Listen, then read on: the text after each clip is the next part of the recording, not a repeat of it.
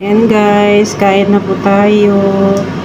Kakain tayo ng Indomie na pina-healthy. So ayan. Actually, hindi ko pa natikman guys. Hindi kasi talaga ako sanay nagtitikim ng ng niluluto ko. So, this is my Indomie na pina-healthy. And we have healthy drinks. So, ayan guys. Thank you, Lord. Nagdasal na po ako bago ko inumpin ang video. Tikman nga natin, guys. Hindi ko siya tinikman eh.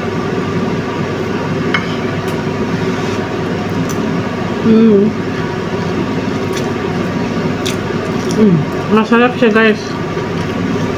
At saka, itong noodles, parang yung mga normal na lang, na taga ng Nikki na mga binibili sa sa palengke guys.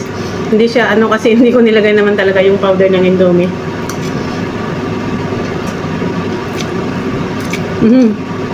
Masarap siya. Masarap din itong noodles niya. Tinapon ko po lahat ng powder niya guys, at saka ko ako gumawa ng timpla ng taste niya. Ganun ang gawin nyo guys pag nagsawa na kayo ng Indomie.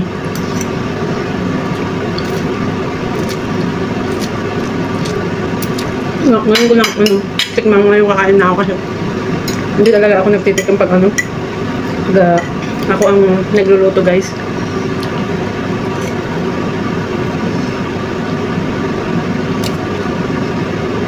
In fairness at saka hindi ko pinutol-putol yung noodles guys. Look, ganyan lang ang gawin natin para magiging healthy ang noodles.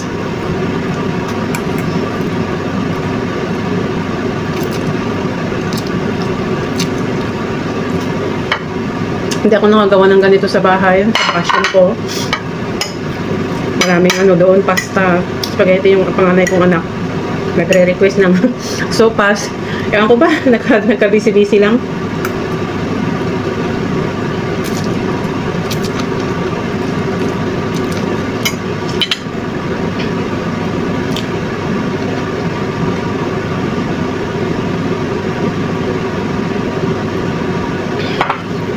Ganito ang drinks natin pag alam natin na medyo unhealthy ang kinakain natin, like itong noodles. Ang vegetables niya is healthy naman.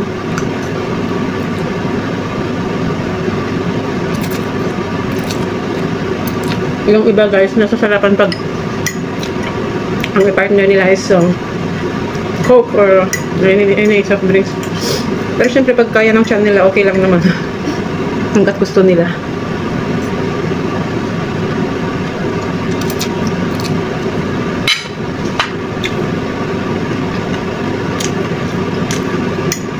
Masarap siya.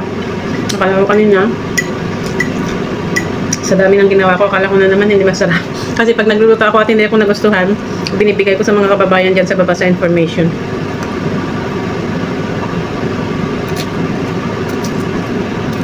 Pero masarap siya. At dahil maraming patatas dito na medyo lumambot na, dahil wala ako, siguro hindi sila karoon ng time na magluto-luto.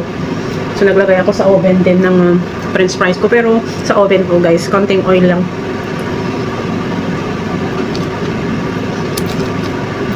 Hindi ko siya fried.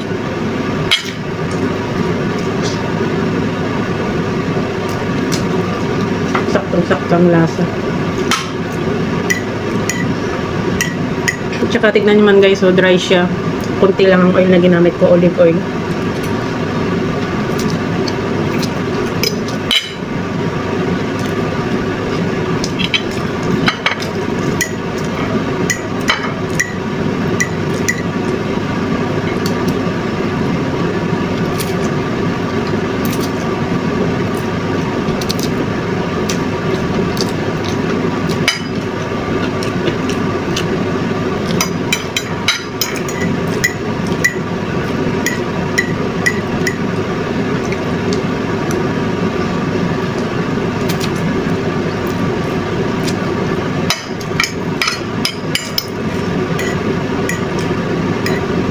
Ang sarap niya guys.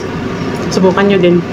Lagyan nyo lang siya ng mga ganong ginawa ko, or kung gusto nyo, you can add pork or shrimps.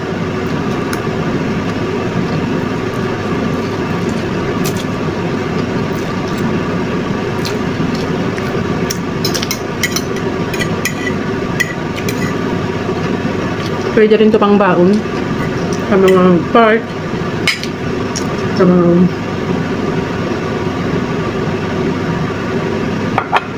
beach.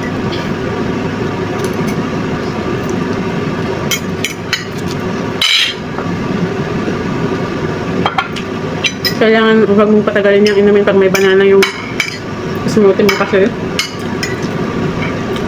mag-brown siya, may mag-itim.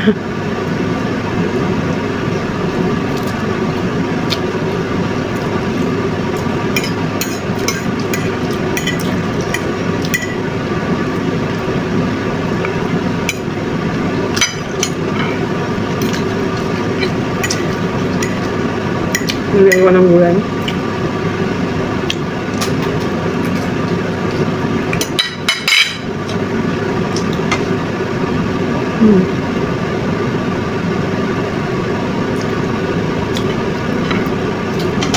Marami pa akong matira.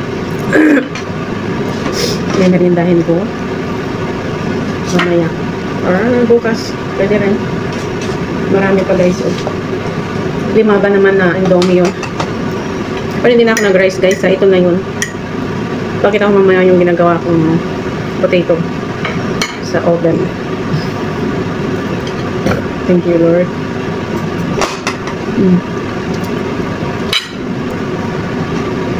Laging ipagpasalamat ang bawat kinakain natin guys. Huwag natin kalimutan.